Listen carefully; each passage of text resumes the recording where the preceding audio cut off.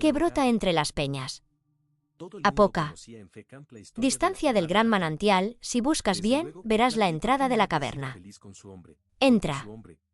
Denodadamente, llega hasta el fondo y yo te aseguro y anuncio que encontrarás al hechicero, según lo deseas. Pronto llegaron, en efecto, a la misma margen de aquel riachuelo apresurado. Allí se escabulló el vicio, se desvaneció en la obscuridad como soñada visión aérea. Silveria se quedó completamente sola. Su peregrinación fue más penosa y más arriesgada que antes, por espacio de algunas horas. El casi borrado sendero por donde Silveria iba se levantaba, en no pocos puntos, sobre el nivel del agua, de la que le separaba un negro precipicio. La garganta de las sierras, en que el río había abierto su cauce, se estrechaba cada vez más, y la cima de los montes parecía elevarse, dejando ver menos cielo y menos estrellas. Amaneció, por último, y penetró en aquella hondonada la incierta luz de la aurora. Todo se alegró y animó al ir disipándose la obscuridad.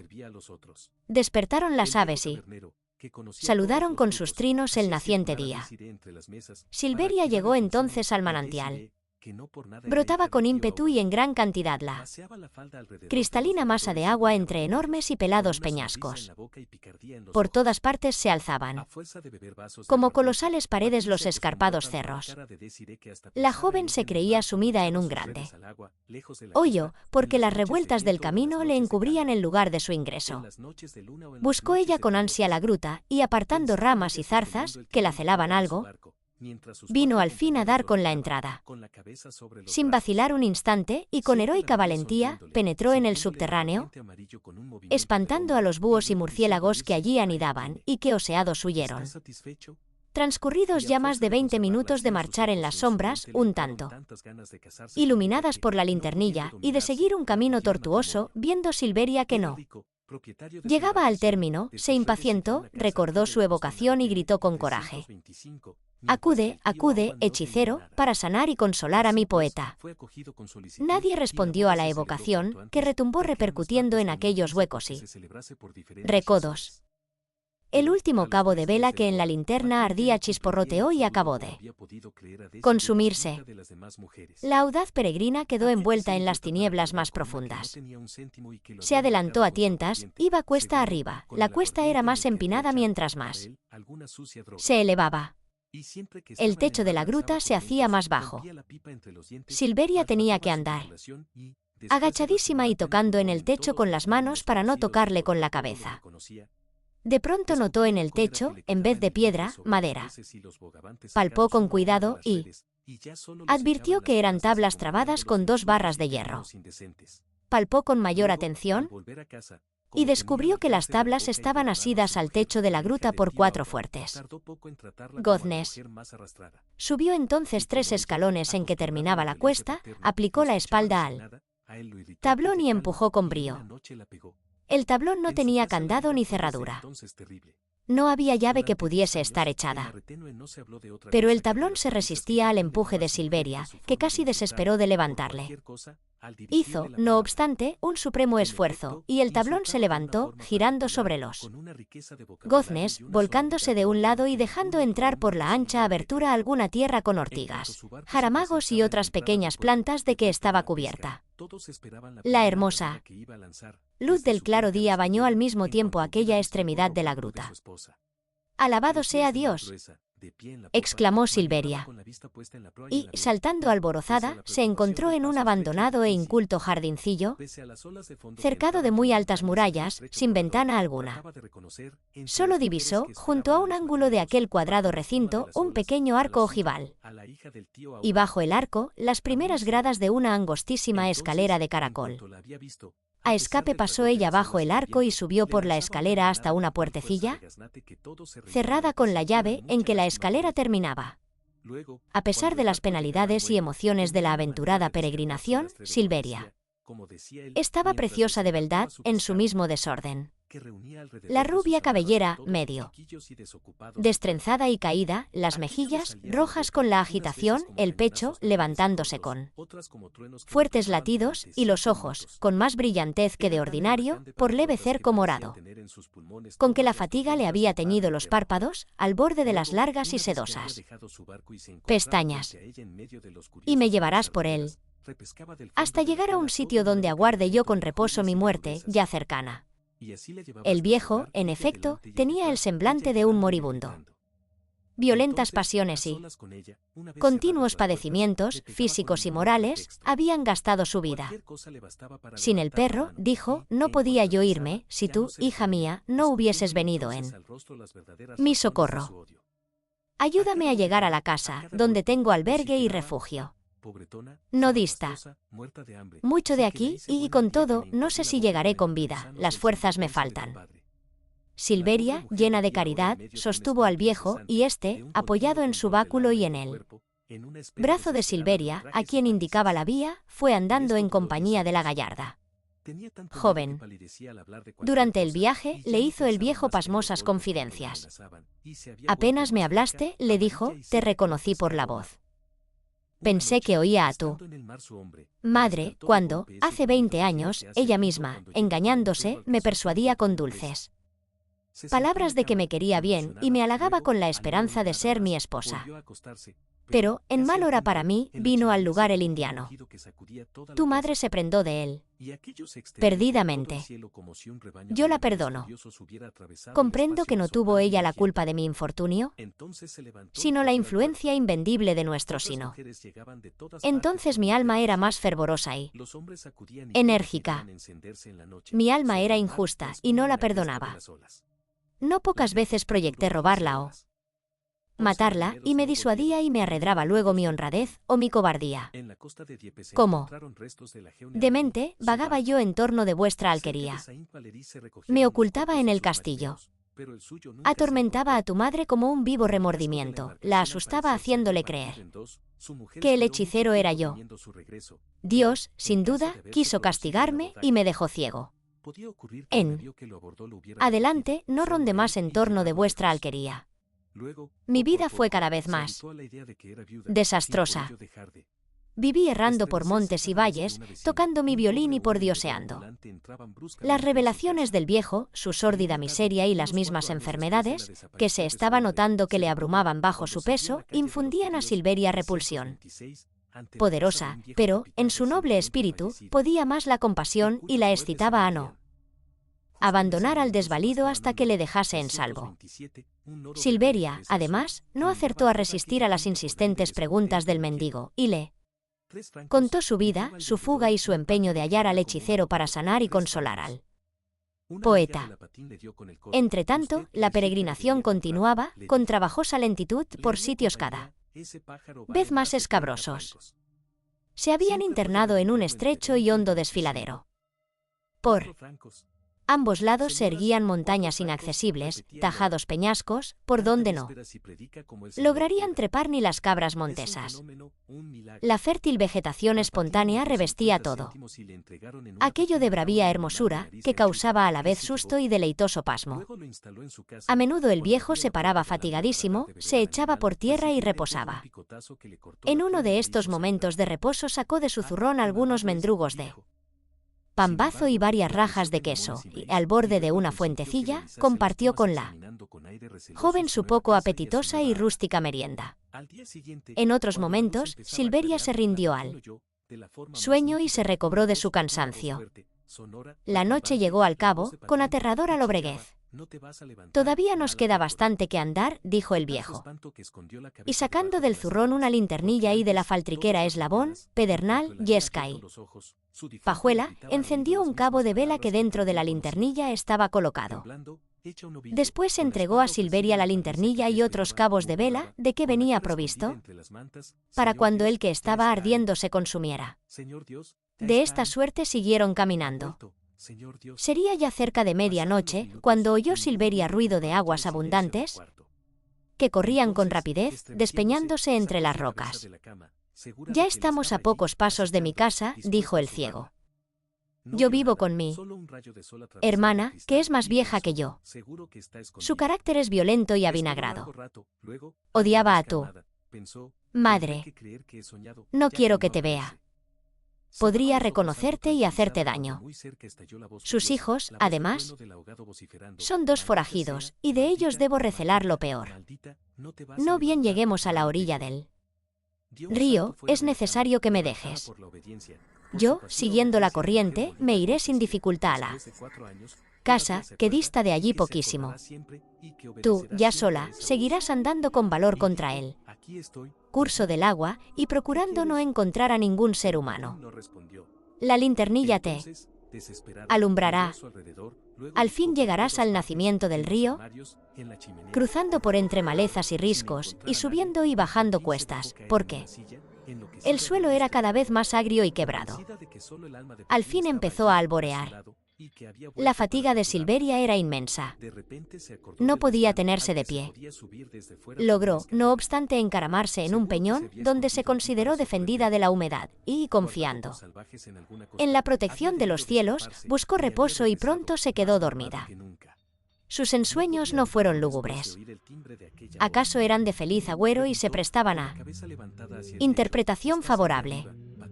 Soñó que, mientras su madre le enseñaba a leer en libros devotos, vinieron los genios del aire y se la llevaron volando para enseñarle más sabrosa lectura en él. Cifrado y sellado libro de naturaleza, cuyos sellos rompieron, abriéndole, a fin de que ella le descifrase y leyese. Cuando despertó, el sol resplandecía, culminando en el éter. Sus ardientes rayos lo bañaban, lo regocijaban y lo doraban todo. Ella se restregó los ojos y miró alrededor. Se encontró en honda cañada.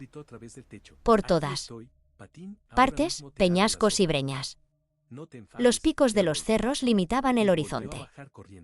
Aquel lugar debía de ser el riñón de la serranía.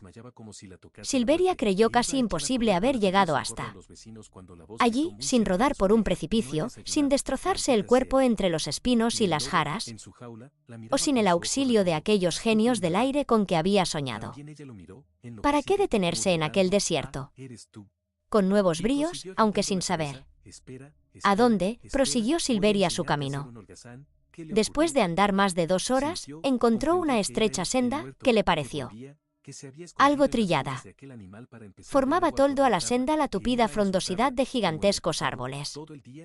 Apenas algunos sutiles rayos de sol se filtraban a través de las ramas. Subiendo iba Silveria una cuestecilla, cuando oyó muy cerca los lamentables aullidos de un perro. Precipitó su marcha, llegó al viso, donde había un altozano, y vio por bajo un grupo de chozas. Junto a las chozas, armadas de sendas estacas, 5 mujeres, desgreñadas y mugrientas, o más bien 5 furias, rodeaban a un perro y le mataban a palos. 14 o 15 chiquillos, cubiertos de harapos y de tizne, celebraban con descompuestos gritos de cruel alegría aquella ejecución desapiadada. A cierta distancia venía un pobre viejo, de blanca y luenga barba, con un puñal desnudo en la mano, corriendo hacia las mujeres para defender o vengar al perro. Llevaba un violín colgado a la espalda y estaba ciego. Era un músico ambulante. Las mujeres se retiraron hacia las chozas, viéndole venir. Los chiquillos, puestos en hilera, la emprendieron con él a pedradas. Uno de ellos se revolcaba por el suelo y chillaba como un energúmeno. El perro, acosado por todos, le había dado un pequeño mordisco, motivando así la ira de las mujeres y la canina tragedia. El ciego llegó tarde. El perro había quedado muerto. Derribándose sobre él el anciano, hizo tales lamentaciones y vertió llanto tan desconsolador, que algo mitigó la ferocidad de aquella gente. Los chiquillos dejaron de tirarle piedras, pero ellos y sus madres continuaron insultándole de palabra. Le llamaban brujo, mendigo sin vergüenza y hechicero maldito. En esto llegó Silveria, imprevisto y raro personaje en medio de tal escena. Por Salvador Aventura pudo tenerse que los maridos y padres de aquella desarrapada y turbulenta Grey, los cuales, bajo la traza de carboneros y leñadores, tal Vez eran contrabandistas o bandidos, hubiesen ido lejos, aquel día, a ejercer sus industrias o a entregarse a sus merodeos. Si hubieran estado allí, el ciego y Silveria, que se puso a defenderle, muy animosa, hubieran corrido grave peligro, porque aquellos hombres habían de ser maleantes y desalmados. Como quiera que fuese, Silveria, convirtiéndose en denodada amazona, se apoderó del arma, que el viejo no sabía esgrimir a causa de su debilidad y de su ceguera, y creyó y aseguró que tendría a raya a toda la chusma. Lo prudente, sin embargo, era emprender una pronta retirada. El ciego lo pedía. Así, diciendo con voz temblorosa a Silveria: «Vámonos, hija mía, me estoy muriendo, apenas puedo andar. Tú eres un ángel. Sírveme de guía y de apoyo. Yo te marcaré el camino que importa seguir y tú le verás, le distinguirás con tus ojos, que han de ser muy hermosos». El bosque era espesísimo y dilatado. Ricardo vagaba por aquel laberinto. Llamaba a voces a Silveria, y el eco solo le respondía. Pronto llegó la noche sin luna y con nubes que ocultaban la luz de las estrellas. Completa obscuridad reinaba en el bosque. Tal vez rompía su solemne silencio el silbar de las lechuzas o el tenue gemido del viento manso que agitaba por momentos las hojas. En los giros y rodeos que iba dando como loco, vino a parar el poeta cerca de la alquería. Alegres presentimientos y gratos planes le volvieron de súbito la serenidad. Silveria, pensaba él, no se habrá ido a otra parte. Debe de hallarse en su casa. Entraré allí, informaré de todo a los padres, y delante de ellos pediré perdona. Silveria, asegurándole que, lejos de desdeñarla, soy suyo para siempre. En la alquería ignoraban aún la vuelta del poeta. Con singular asombro recibieron el indiano y su mujer a un hombre a quien solo de oídas conocían y de quien apenas habían oído hablar en más de 5 años. Pero todo era allí consternación y alboroto. El indiano acababa de llegar de una larga excursión, y su mujer le había dicho, llorando y sollozando, que Silveria no había vuelto, que Silveria no parecía. Sin más explicaciones, porque no lo consintió la zozobra con que estaban, todos salieron de nuevo al campo a buscar a Silveria. Inútilmente anduvieron buscándola hasta el amanecer. El día los sorprendió, rendidos y desesperados. La madre imaginaba que el hechicero le había robado a su hija, el indiano que se la habían comido los lobos, los criados que se la había tragado la tierra. Sospechando que se hubiera podido caer en los estanques, revolvieron las aguas y sondearon el fondo sin dar con ella ni muerta ni viva. Durante todo aquel día, sin reposar apenas, los amos y los 2 criados hicieron pesquisas y como un ojeo por varios puntos del bosque, que se extendía a leguas. A las poblaciones más cercanas enviaron avisos de la fuga, con las señas de la fugitiva, pero nada valió. Y aunque entonces no había telégrafos, ni teléfonos, y o no había policía o andaba menos lista que ahora, se empleó tanta diligencia en buscar a Silveria, que al persistir su desaparición, adquiría visos y vislumbres de milagrosa o dígase de fuera del orden natural y ordinario. Retrocedamos ya al tiempo en que nos hemos adelantado y volvamos a cuando huyó Silveria, juzgándose agraviada. Delirante de rabia y despecho, corrió primero, sin parar y sin saber por dónde, internándose en un agreste e intrincado laberinto, por el cual no había ido jamás, y donde no había sendas ni rastro de pies humanos, sino abundancia de brezos, helechos, jaras y otras plantas, que entre los árboles crecían, formando enmarañados matorrales. Se detuvo un rato, reflexionó y reconoció que se había perdido.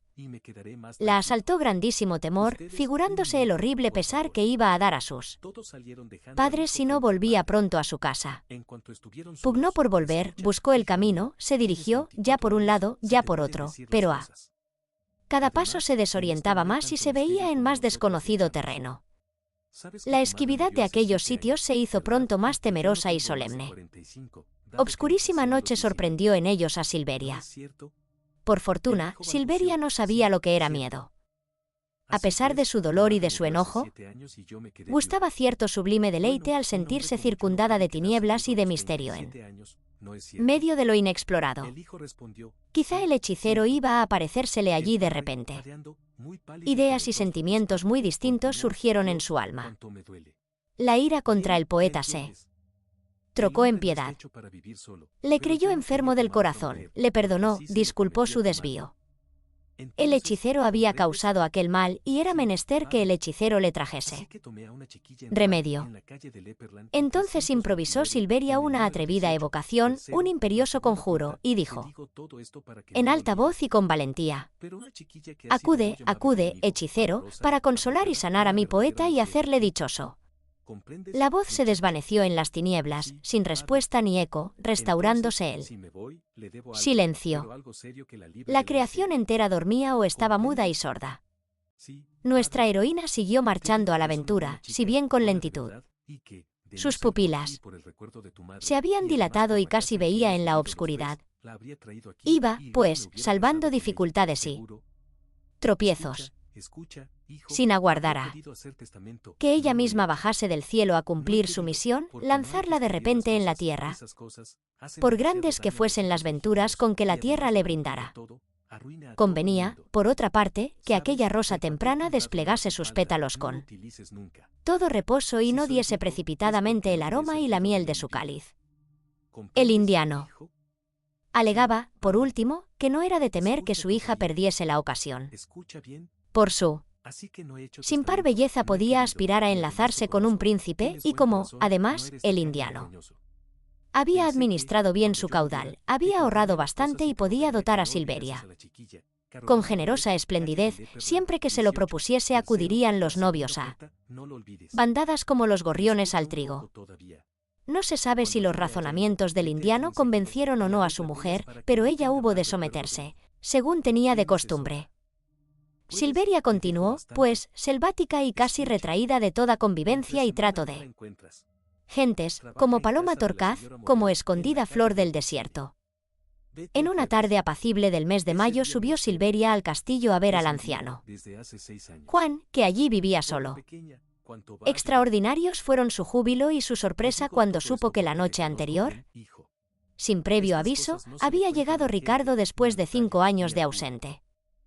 Como cuando ella tenía 11 años, con igual sencillez, si bien con mayor ímpetu.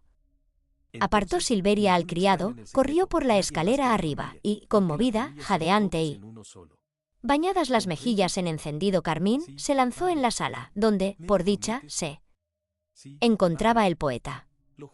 Recordando entonces, de súbito, el saludo angélico de la noche de Navidad, le repitió, diciendo: gloria a Dios en las alturas y paz en la tierra a los hombres de buena voluntad. Pasmado, mudo, estático se quedó él, como si una portentosa deidad hubiera llegado a visitarle. ¿Qué? ¿No me conoces?, añadió ella, y se arrojó cariñosamente en sus brazos. Él la apartó de sí blandamente, con honrado temor y con una admiración y un asombro que Silveria no comprendía. ¿No eres va mi hermano?, le dijo melancólicamente. Entonces le contempló por breve espacio y creyó advertir que una nube de tristeza velaba su faz, pero halló su faz aún más hermosa que en los antiguos días. Ricardo tomó con afecto en sus manos las manos de ella y le habló de cosas que ella escuchó con entreabierta boca y con ojos que, por el interés y el espanto con que le miraba y le oía, parecían más dulces y más luminosos y grandes. Silveria no entendió bien todo el sentido de lo que él decía, pero percibió que se lamentaba de que era muy desventurado, de que ya no podía hacer dichosa a mujer alguna, de que su corazón estaba marchito y de que, si bien el hechicero podía volverle aún toda su juvenil lozanía, le había buscado en vano en sus largas peregrinaciones y no había podido hallarle. En extremo afligieron a Silveria tan dolorosas confesiones. 2 gruesas lágrimas brotaron de sus ojos y se deslizaron por sus frescas mejillas. Ansiando luego consolar al poeta y con el mismo candor, con el mismo abandono purísimo con que ella acariciaba a su madre, se acercó a él y empezó a hacerle caricias. En aquel punto, y con disgusto idéntico al que siente quien recela que alguien trata de impulsarle a cometer un crimen, Ricardo rechazó violentamente a Silveria, exclamando: «No me toques, no me beses, vete pronto de aquí». La gentil moza, sin penetrar el motivo de aquellos aparentes y generosos desdenes, se consideró profundamente agraviada. No se quejó, no rogó, no lloró.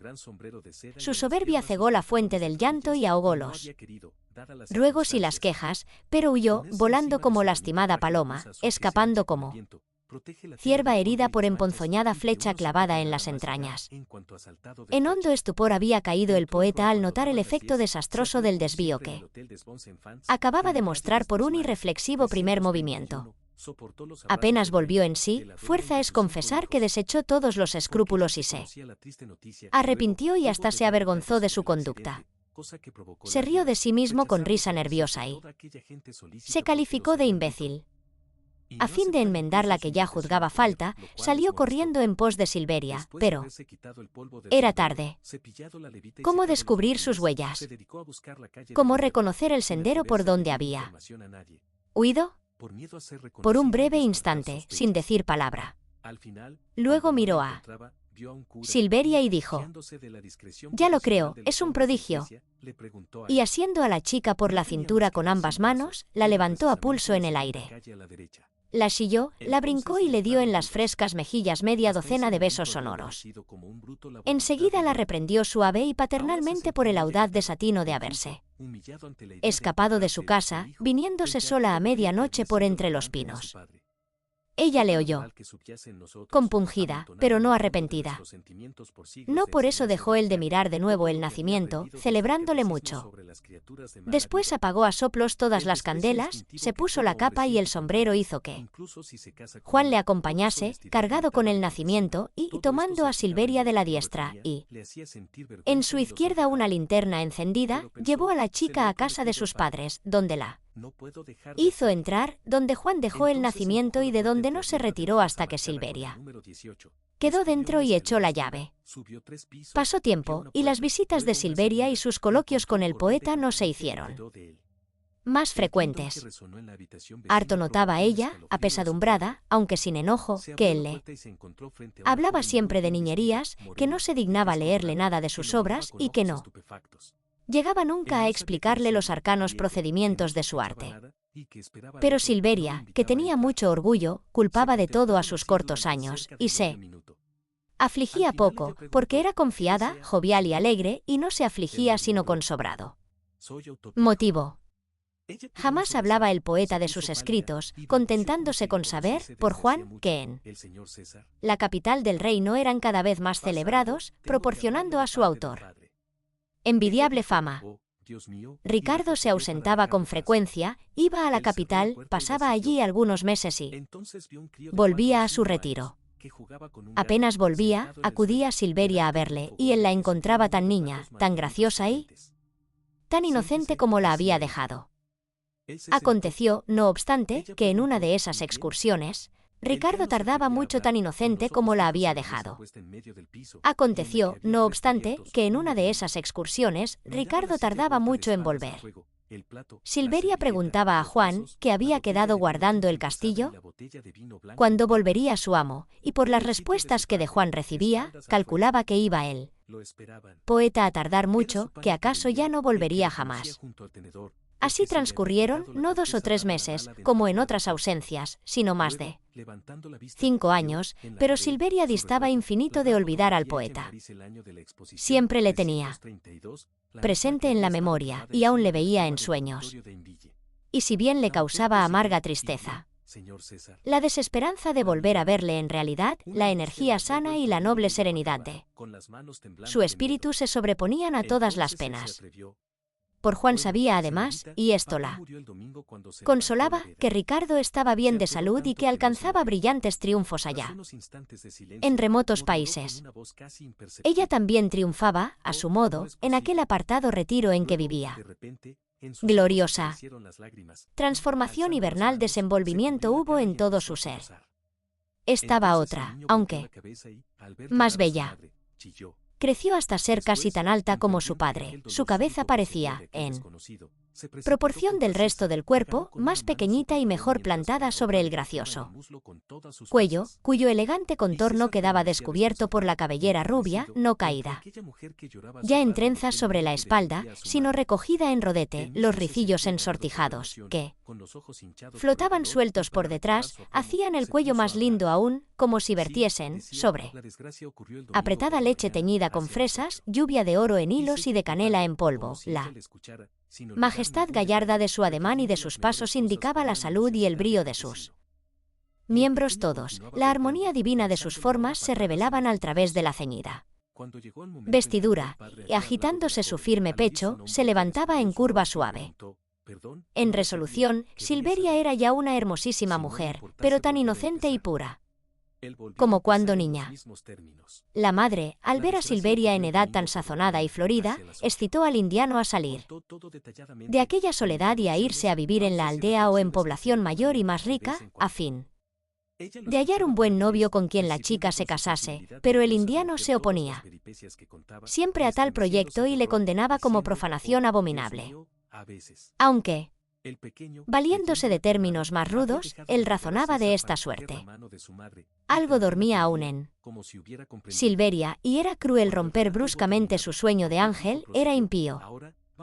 Gaspar y Baltasar iban a caballo, trotando por una vereda y guiados por la estrella maravillosa. El niño Jesús se veía en el portal con la Virgen, San José, el buey y la mulita, pastores y zagalas se prosternaban adorando al niño, otros cuidaban de las ovejas o de una manada de pavos, y 6 o 7 ángeles, vistosísimos y con alas desplegadas, al parecer de oro, anunciaban la buena nueva al mundo tocando sendas trompetas. Iluminado todo esto por 2 docenas lo menos de cerillas, tomaba un aspecto deslumbrador, semejaba un ascua de oro. En extremo se holgó Silveria al ver encendido su nacimiento. Hubo en la alquería fiesta familiar. La nodriza tocó la zambomba, y amos y criados cantaron villancicos, y patriarcal y primitivamente cenaron juntos sopa de almendras, besugo, potaje de lentejas, y para postre castañas cocidas, olorosos peros y otras frutas bien conservadas desde el otoño. Terminada la fiesta, todos se recogieron a dormir mucho antes de medianoche.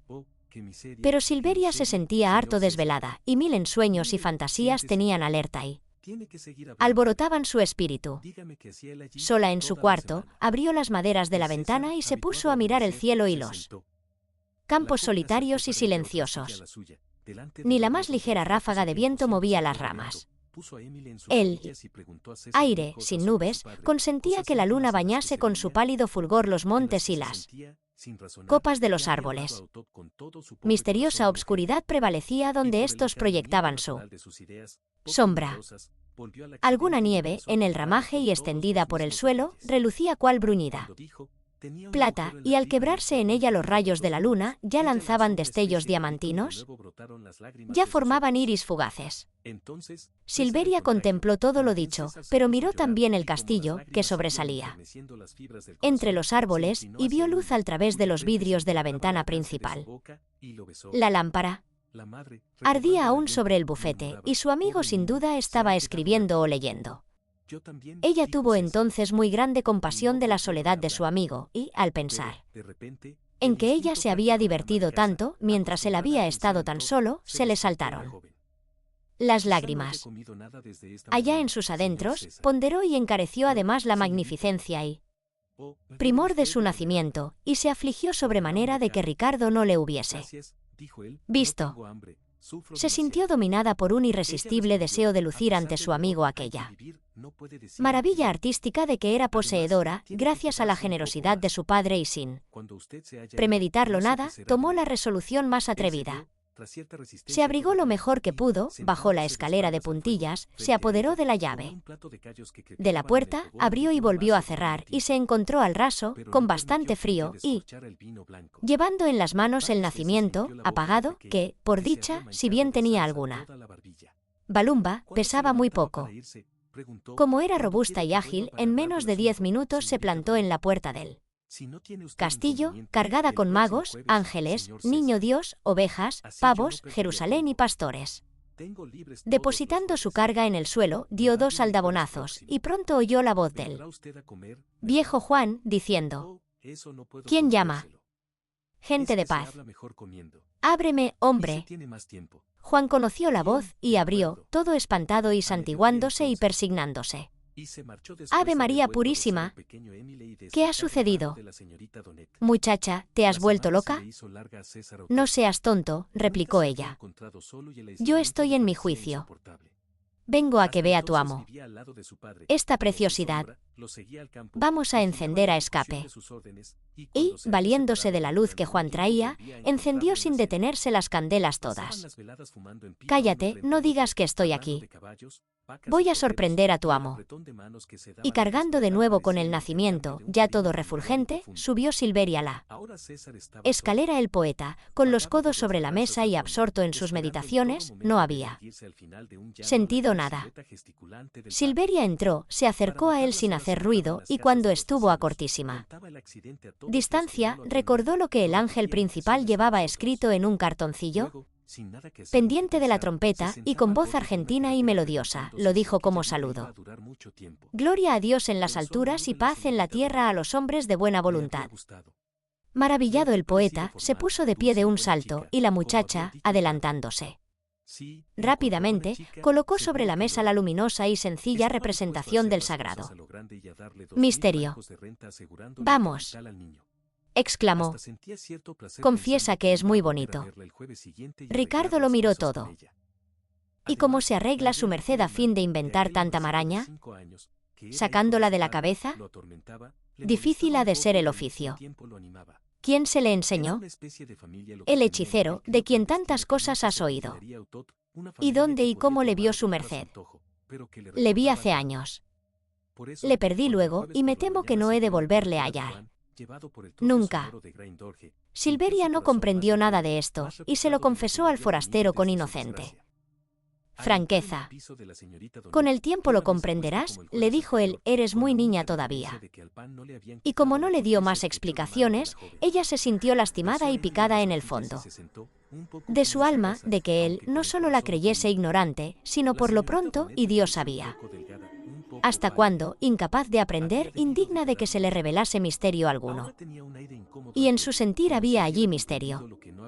A la verdad, la idea inmediata y distinta que ella se formaba del oficio de Ricardo era la de que inventaba embustes ingeniosos inofensivos que pudiesen servir de diversión apacible. Pero Silveria cavilaba mucho y su pensamiento iba deprisa y volaba al cavilar, imaginando cosas hermosamente confusas, ya que ella no atinaba entonces a expresarlas con palabras, ni podía siquiera ordenarlas en su cabeza para percibirlas mejor. Solo vagamente, discurriendo ella en cierta penumbra intelectual, notaba que las ficciones del poeta no eran mero remedo de lo que todos vemos y oímos, sino que penetraban en su honda significación, revelando no poco de lo invisible y de lo inaudito, y haciendo patentes mil tesoros que esconde la naturaleza en su seno. Pero ¿quién prestaba al poeta la llave para abrir el arca en que esos tesoros se custodian? ¿Quién le daba la cifra para interpretar el sentido encubierto de lo que dicen los seres? ¿De qué habla el viento cuando susurra entre las hojas? ¿Qué murmura el arroyo? ¿De qué cantan los pajarillos? ¿Qué cuentan? ¿Qué declaran los astros cuando nos iluminan con su luz? De seguro había de haber un ángel, un duende, un genio, un espíritu familiar que nos acudiese en todo esto. Ricardo había de estar en relación con él, había de saber evocaciones a que él obedeciese, conjuros que le sujetasen a su mandado. Tales ensueños, y otros 1000, enteramente inefables, surgían en la imaginación de Silveria y aguijoneaban su curiosidad.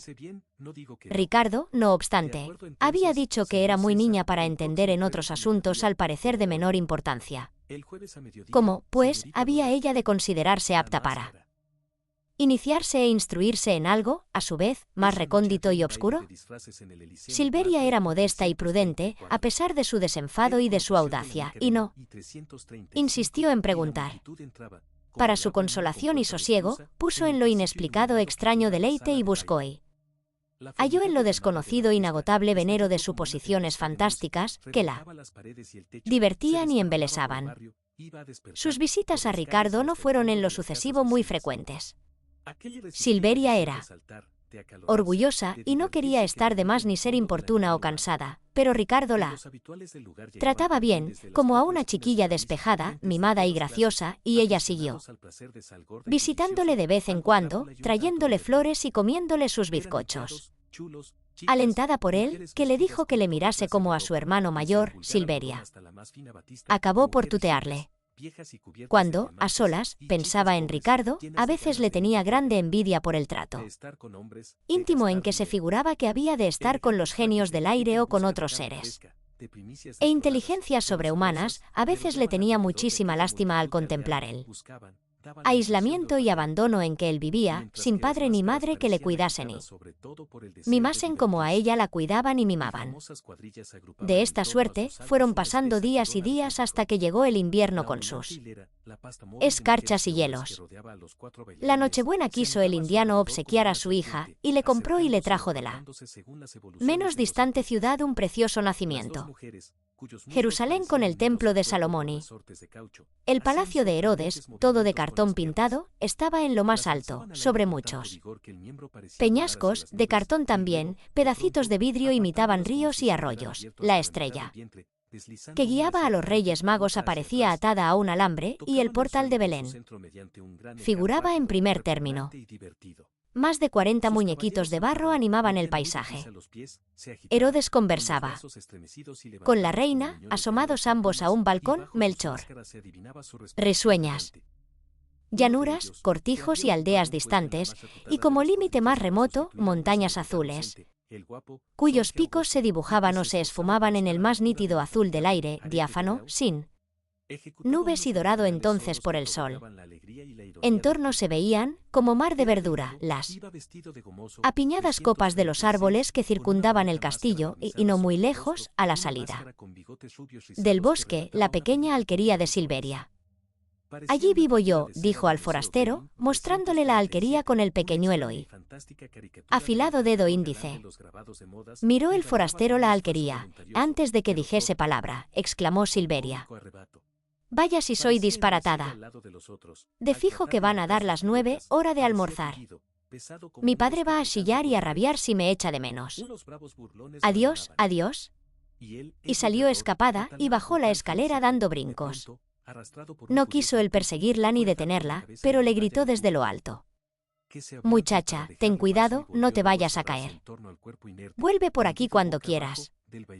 Ya volveré, si no incomodo, contestó, y luego, mirando él de nuevo por la ventana, vio a la chica salir corriendo del castillo, cruzar por la orilla del estanque y perderse de vista bajo la enramada, donde estaba la senda más corta que a su casa conducía. Más de una semana pasó Silveria sin volver al castillo, aunque sentía muchas ganas de volver, estimulada por el afán de saber lo que allí pasaba.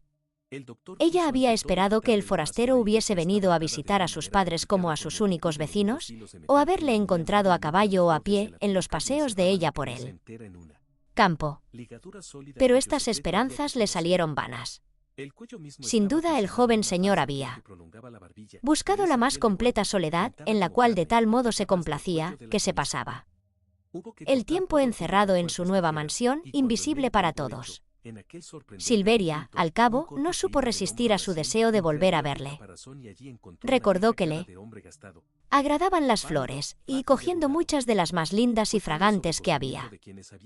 Entonces en su huerta hizo un ramillete y se fue con él al castillo. A la puerta había un viejo criado. «Traigo estas flores para el señor», le dijo Silveria. El viejo criado echó mano a las flores para llevárselas. «Tate, tate, atrevido», dijo la muchacha riendo.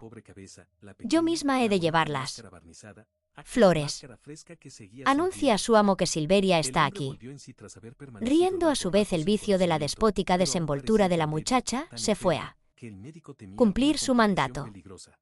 Ella le siguió hasta el pie de la escalera, y como desde allí sintiera pasos en lo alto, el viejo gritó: «Señor, aquí está Silveria».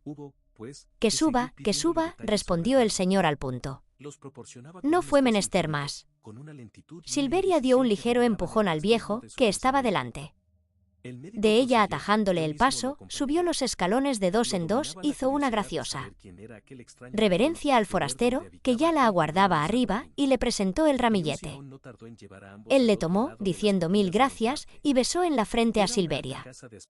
Luego añadió, dirigiéndose al criado que acababa de subir: «Juan, toma estas flores, con cuidado, no se deshojen. Ponlas en un vaso con agua.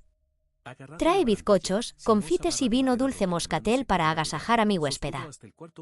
Después entraron en el salón, donde Silveria lo halló todo más bonito. Ya no había telarañas ni polvo. Los muebles parecían mejores, las telas tenían más vivo color y las maderas, lustre, bruñidas con la limpieza. Junto a la ventana principal había un bufete, con recado de escribir y muchos libros y papeles. Silveria, arrellanada en un sillón, se comía un bizcocho de los que Juan le presentaba en una bandeja de plata. «Está muy rico», dijo, y se comió 2 más. Cuando se fue el criado y Silveria se quedó sola con el amo, contestó con sencilla naturalidad a varias preguntas que éste le hizo, juzgándose así autorizada a preguntar. También sometió al forastero a un chistoso interrogatorio. «¿Cómo se llama su merced?». Le preguntó. «Me llamo Ricardo, para servirte». «Para servir a Dios», repuso ella. «Y dígame su merced, ¿en qué emplea su tiempo, encerrado aquí todito el día y sin ver a nadie?». «En escribir». «¿Y qué escribe?». «Comedias, novelas, soy poeta». «Vamos, ya entiendo, tramoyas y líos de enredo divertido para entretener a la gente ociosa». «Así es, hija mía». «Oiga usted». Ni en el canto ni en el sonido del violín acertaba a distinguir nada de espantable ni de pecaminoso, y lo único que la apenaba era que aquella música, a su ver tan infundadamente medrosa, no sonase ya nunca, o, al menos, no llegase a su oído. Sin el menor recelo, y ligera como una corza, solía, pues, Silveria salir de su casa, donde su madre andaba distraída y empleada en faenas domésticas, y recorría, saltando y brincando, todas aquellas cercanías. De lo que más gustaba era de ir al pie del castillo, que no estaba lejos, y cuyas almenas y torres y aun la fachada principal, con sus grandes ventanas ojivales, descollando sobre la masa de verdura, se divisaban bien desde el mismo cuarto en que ella dormía. Delante del castillo había un ancho estanque de agua limpia y pura, porque el abundante arroyo que regaba la huerta, entrando y saliendo, renovaba el agua de continuo. En aquel estanque el castillo se miraba con gusto como en un espejo, iluminando fantásticamente su fondo y prestándole apariencias de profundidad infinita, se retrataba también en él la divina amplitud de los cielos. Por todo alrededor había, además de las encinas y robles de la selva, sauces, higueras, granados, acacias y muy viciosa lozanía de otras plantas y hierbas. En una fresca mañana de abril Silveria vagaba por aquel lugar solitario y oculto, cogiendo lirios, violetas y rosas, que florecían en abundancia y llenaban el ambiente con su perfume. A deshoras oyó inesperado estrépito y fue a ocultarse entre unas matas. Entonces vio llegar a caballo a un hombre, que bajó de él y le ató a una rama por la rienda. El hombre estaba en lo mejor de su edad, vestía de negro, y bajo su sombrero con plumas y de ala ancha se descubría muy bello rostro. Era gentil su apostura. A su andar airoso resonaban las doradas espuelas. El aspecto del forastero no era ciertamente para atemorizar a nadie, de suerte que Silveria, que ya de por sí no pecaba de tímida, salió de su escondite y marchando Hacia el recién llegado, le dijo: «Buenos días tenga su merced». Sorprendido el forastero de la repentina aparición, exclamó: «¿Quién eres tú, chiquilla?». «Soy Silveria», contestó, «soy la hija del indiano. Vivo a pocos pasos de aquí. Si no lo estorbase la arboleda, se vería desde aquí mi casa». «¿Y el señor caballero es, por ventura, el encantador de quien tanto se habla?». «No, hija, yo no soy el encantador, pero ando en su busca». «Y tú, dime, ¿qué hacías por aquí?». «Pues, ¿qué había yo de hacer?». «Nada, coger flores. Aquí las hay a manta. Y tan bonitas. Mire, mire cuántas he cogido». Y extendiendo los brazos y desplegando el delantal, le enseñaba las flores que en él tenía. «Tome su merced las que quiera». «Gracias», dijo el caballero. Y tomando del delantal 2 lirios de los que tenían más largo el cabo, se quitó el sombrero, puso en él los lirios al lado de las plumas y volvió a cubrirse. Tal vez notó la chica, mientras él estaba descubierto, que su cabellera era negra y rizada en bucles, blanca y serena la frente y los ojos dulces y tristes. Ello es que, cobrando mayor confianza, habló así Silveria, aunque me moteje de sobrado curiosa: «¿Quiere su merced decirme qué diantre ha venido a hacer por estos andurriales?». Cayeron en gracia al caballero el imperioso desenfado y el infantil despejo de Silveria, y le respondió sonriendo: «Hija mía, yo he comprado este castillo y vengo a vivir en él. Mis criados van a llegar con el equipaje. Por la impaciencia de ver el castillo me he adelantado a trote largo. ¡Ay! Y yo que nunca le he visto, porque está cerrado con llave. Déjeme su merced que le vea». «¿Pues qué, no tienes miedo?». «¿Y de qué?». «Entonces puedes venir conmigo. Aquí están las llaves, abriremos y entraremos, y lo veremos todo». Dicho y hecho. Aquel joven señor abrió la puerta y, acompañado de Silveria, recorrió lo interior del castillo. Luego que subieron la elegante escalera, vieron en el piso principal salas muy bien amuebladas, aunque todo cubierto de telarañas y de polvo. Desde la ventana del centro, que estaba sobre la puerta, y en la mejor sala, ambos se extasiaron al contemplar la magnífica vista. Allí se oteaban ríos y arroyos. Como el indiano era excelente cazador, liebres, perdices, patos silvestres y hasta reses mayores no faltaban en su mesa. Así vivían, como he dicho, hacía más de 12 años, marido y mujer, en santa paz y bienandanza, alegrándoles aquella soledad una preciosa y única hija que habían tenido y que rayaba en los 11 años. No consta de las historias que hemos consultado cuál fuese el nombre de esta niña, pero, a fin de facilitar nuestra narración, la llamaremos Silveria. Bien puede asegurarse, sin exageración alguna, que Silveria era una joya, un primor de muchacha. Se había criado al aire libre, pero ni los ardores del sol ni las otras inclemencias del cielo habían podido ofender nunca la delicadeza de su lozana y aun infantil hermosura. Como por encanto, se mantenía limpia y espléndida la sonrosada blancura de su tez. Sus ojos eran azules como el cielo y sus cabellos dorados como las espigas en agosto. ¿Acaso, cuando éramos niños, nos consintieron y mimaron mucho nuestros padres? De todos modos, ¿quién no ha conocido niños consentidos y mimados? Y, sin embargo, a nadie le será fácil concebir y encarecer lo bastante el consentimiento y el mimo de que Silveria era objeto. La madre, por dulce apatía y debilidad de carácter, la dejaba hacer cuanto se le antojaba, y el padre, que era imperioso, como idolatraba a su hija y se enorgullecía de que se le pareciese en lo resuelta y determinada, y en la valerosa decisión con que ella procuraba siempre lograr su gusto y cumplir su real voluntad, lejos de refrenarla. Solía, sin premeditar ni reflexionar, darle alas y aliento para todo. Así es que, cuando el padre se iba, y se iba a menudo, ya de caza, ya otras excursiones, se diría que por estilo tácito transmitía a la chica todo su imperio. Parecía, pues, Silveria una pequeña reina absoluta, una emperatriz disfrazada de zagala. Por fortuna, era tan generoso y noble el temple natural de su ánimo, que ni su absolutismo menoscababa el cariño y el respeto que a su madre tenía, ni la amplia libertad de que gozaba le valía nunca para propósito que no fuese bueno. No había en la alquería más servidumbre que la anciana nodriza de la señora. Cocinera y ama de llaves a la vez, su hija, ya más que Granada, la cual, aunque muy simple, trabajaba mucho y lavaba y planchaba bien, y el viejo marido de la nodriza, que hacía de gañán, porquerizo y vaquero. Silveria, como se había criado en aquel rústico apartamiento, sin hablar apenas, sino con su gente y con sus padres, era dechado singular de candorosa inocencia.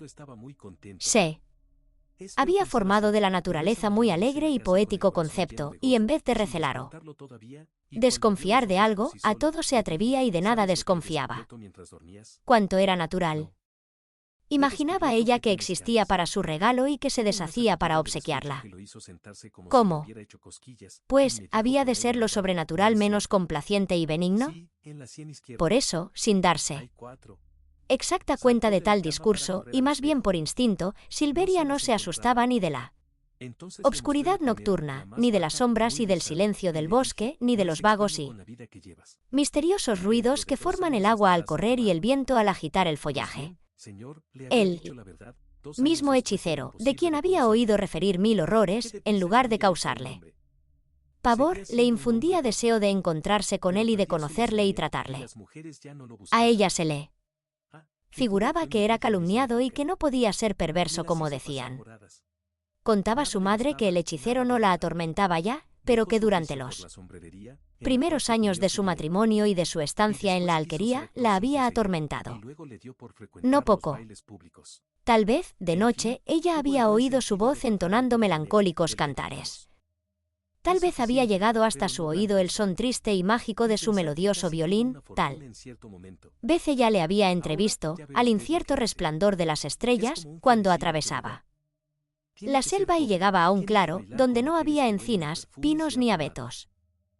Entonces decía: la madre que la sangre se le helaba con el susto, que sentía pena, como la que deben causar los remordimientos, considerando delito el ver o el oír, y que cerraba ventanas y puertas para que el hechicero no viniese a buscarla. Silveria no comprendía lo que contaba su madre, o lo comprendía al revés. El hechicero. El castillo estaba en la cumbre del cerro, y aunque en lo exterior parecía semiarruinado, se decía que en lo interior tenía aún muy elegante y cómoda vivienda. Si bien poco espaciosa, nadie se atrevía a vivir allí, sin duda por el terror que causaba lo que del castillo se refería. Hacía siglos que había vivido en él un tirano cruel, el poderoso hechicero.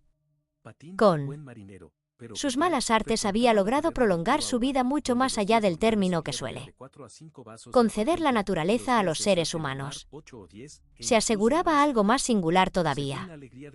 Se aseguraba que el hechicero no había muerto, sino que solo había cambiado la condición de su vida, de paladina y clara que era antes, entenebrosa, oculta y apenas o rara vez perceptible.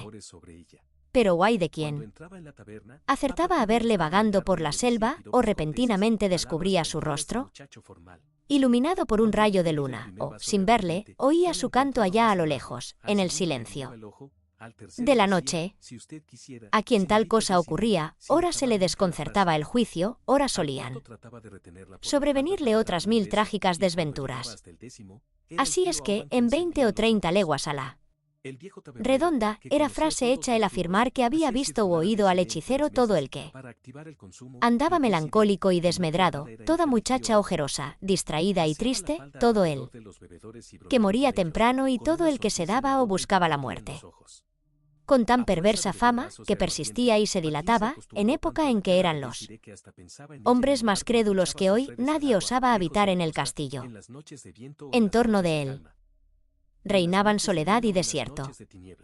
A su espalda estaba la serranía, con hondos valles, retorcidas cañadas y angostos desfiladeros y con varios altos montes, cubiertos de densa arboleda, delante de los cuales el cerro del castillo parecía estar como en avanzada.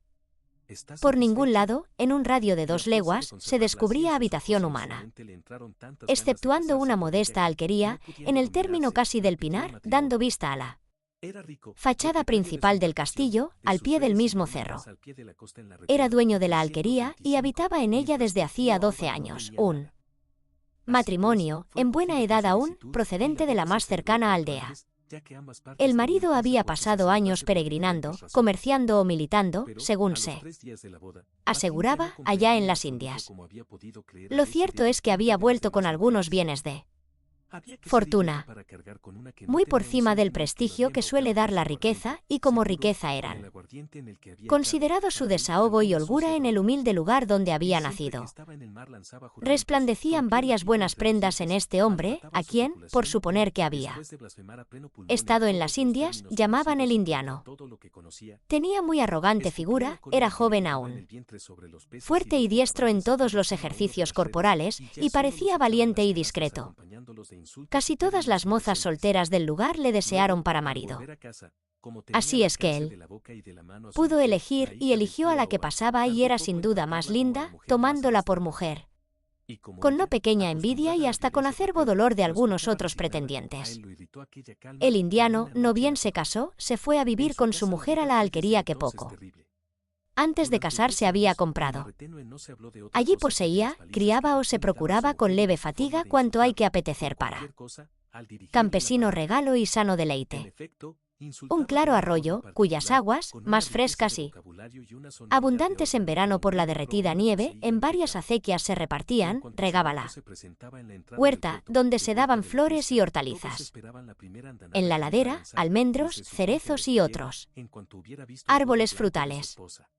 Y en las orillas del arroyo y de las acequias, mastranzos, violetas y 1000 hierbas olorosas. Había colmenas, donde las industriosas abejas fabricaban cera y miel perfumada por el romero y el tomillo que en los circunstantes cerros nacían. El corral, lejos de la casa, estaba lleno de gallinas y de pavos. En el tinado se guarecían 3 lucidas vacas que daban muy sabrosa leche, en la caballeriza 2 hermosos caballos y en apartada pocilga una pequeña piara de cerdos que ya se echaban con habas, ya con las ricas bellotas de un encinar contiguo. Había, además, algunas hazas sembradas de trigo, garbanzos y judías, y por último, allá en la hondonada un frondoso sotillo, poblado de álamos negros y de mimbreras, hacia cuyo centro iba precipitándose el arroyo y formando, ya espumantes cascadas, ya serenos remansos.